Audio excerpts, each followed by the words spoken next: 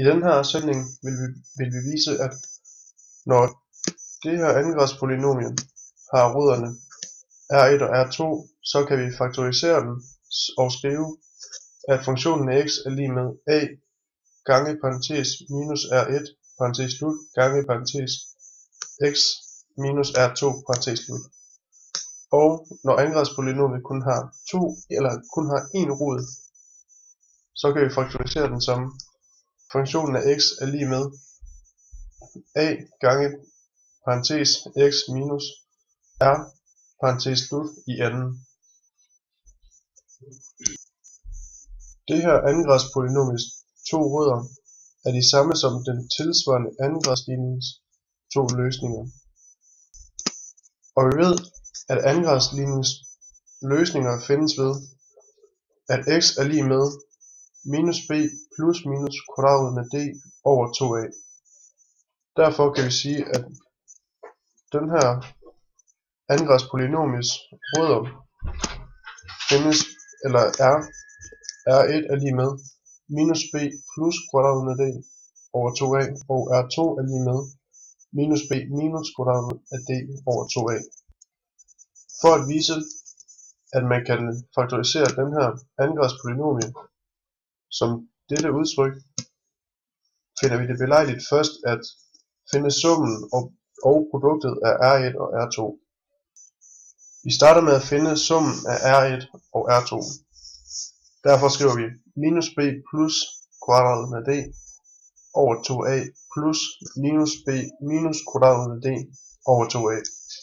Vi sætter hele udtrykket over samme brøkstreg, og derfor får minus b plus kvadratet med d minus b minus kvadratet med d over 2a.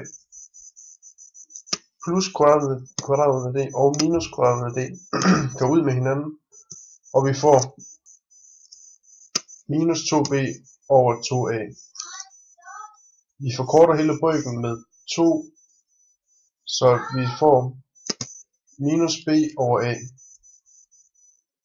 For at finde produkterne af rødderne, ganger vi r1 og r2.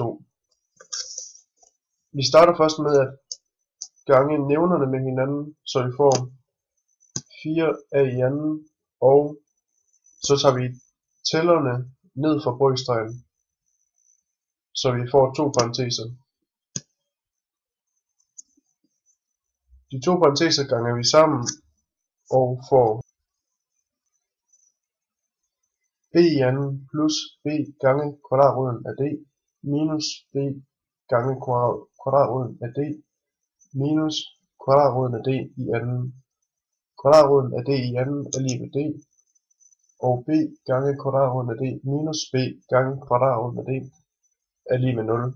Så derfor kan jeg skrive i parentesen b i anden er lig med d.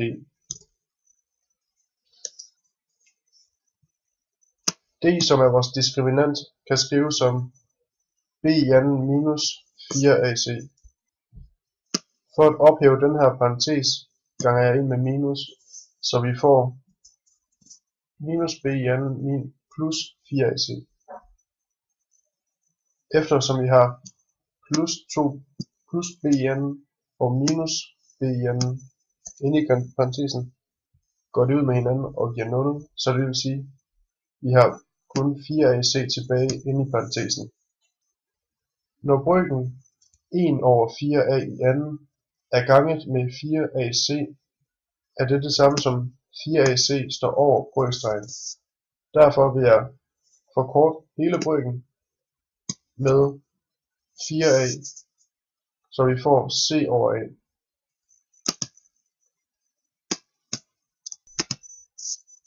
Vores to mellemberegninger, vi nu har lavet af r1 og r2, skal vi nu prøve at sætte ind i det her udtryk, som er a gange parentes x minus r1 parentes slut gange parentes x minus r2 parentes slut. Jeg starter med at gange de her to parenteser ind i hinanden og lader a stå udenfor. Så får vi x i anden minus x r1 minus x r2 plus r1 gange r2. minus x er 1, minus x er 2, kan jeg simplificere ved at trække x uden for parentes. Så får vi minus parentes er 1 plus er 2 parentes slut gange x. Fra tidligere kender vi summen og produktet af R1 og R2, så derfor kan vi skrive det her udtryk som a gange parentes x i anden minus parentes minus b over a parentes slut gange x plus c over a parentes slut. Der skulle her stå et x, som ikke er blevet skrevet op. Jeg vil ophæve den her parentes ved at gange ind med minus, så den kommer til at hedde plus b over a gange x. Hele parentesen ophæver jeg ved at gange ind med a, så vi får udtrykket, der hedder ax i anden plus ab over a gange x plus ac over a. Vi får to brøker, som har både a over og under brøkstregen, så dem vil jeg forkorte med a. Og derfor får vi til sidst det her udtryk, som hedder ax i anden plus bx plus c. Når de her to udtryk er lig med hinanden, kan vi se, at faktoriseringen af et andengradspolynomial med to rødder er funktionen af x er lig med a gange parentes x minus r1 parentes slut gange parentes x minus r2 parentes slut. Hvis andengradspolynomiet kun har en rod, så vil d være lig med 0, og det vil betyde, at b i anden er lig med 4ac.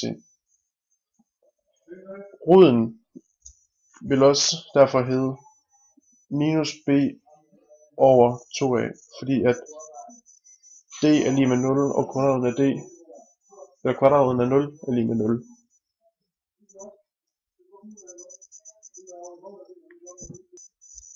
Udtrykket for faktorisering af et andengradspolynomial kan skrives sådan her, eftersom vi kun har en rod.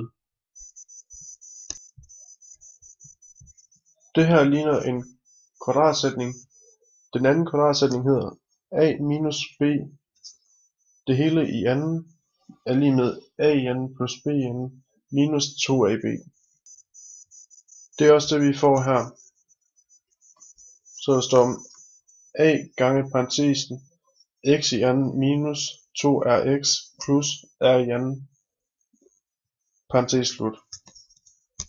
Vi kan sætte det her udtryk ind på r's plads, så der kommer til at stå a gange parentes x i anden minus 2 gange parentesen af minus b over 2a parentes slut gange x plus b i anden over 4a i anden parentes slut. Eftersom vi ved, at b i anden er det samme som 4ac, sætter vi det ind på b i andens plads. Jeg har både 4a over og under den her brøkstreg, så derfor forkorter hele brøken med 4a og får a gange parentes x i anden plus b over a x gange x plus c over a parentes slut. Jeg ganger a ind i parentesen og får ax i anden plus ab over a gange x plus ac over a. De to brøker har både a over og under brøkstregen, så de udligner hinanden, og det giver til sidst, at vi får ax i anden plus bx plus c. Dermed har vi bevist, at man kan skrive faktoriseringen af et andengradspolynomial med en rod som funktionen af x er lig med a gange parentes x minus r parentes slut i anden. De to sætninger er bevist.